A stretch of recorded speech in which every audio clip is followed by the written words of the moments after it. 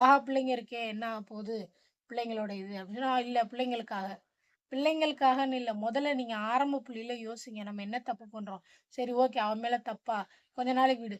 இல்லையா நம்ம மேல தப்பா? அமைதியா இரு. இல்லையா 2 பேர் மேலுமே தப்பு. யாருமே பேசிக்க வேணாம். ஒரு 10, 15 நாள் அப்படியே அமைதியா இருங்க. ஆனா, அந்த அமைதிய டெவலப் பண்ணாதீங்க. 10 நாளைக்கு மேல என்னவோ உட்காந்து பேசுங்க. அத விட்டுட்டு, இவர் இங்க ஒண்ணு சொல்ல, அவர் அங்க ஒண்ணு சொல்ல, அந்த அந்த கூட்டணி சேர்ந்துக்கிறது. அவ என்ன பண்ணுவா, இங்கேயும் பேசிவிட்டு அந்த பக்கம் போய் கோத்து விடுவாளுக. தேவையா இது?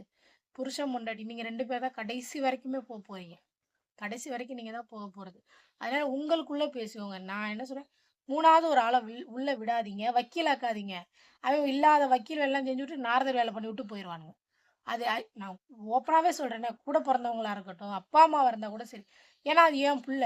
என் பிள்ளைக்கு நான் சப்போர்ட் பண்ணேன். அப்போ அவங்களுக்கு அந்த இது நல்லது, கெட்டது தெரியாது. அது நடந்து முடிஞ்சதுக்கப்புறம், கொஞ்சம் யோசிச்சிருக்கலாமோ! அப்படின்னு தோணும். அப்ப அந்த யோசிச்சிருக்கலாமோன்னு நெனைக்கிற நேரத்தில, எல்லாமே தூரம் போயிரும். தயவு செஞ்சு எந்த பிரச்சனைனாலும் உங்களுக்குள்ள பேசிக்கோங்க. உங்களுக்குள்ள முடிச்சுக்கோங்க.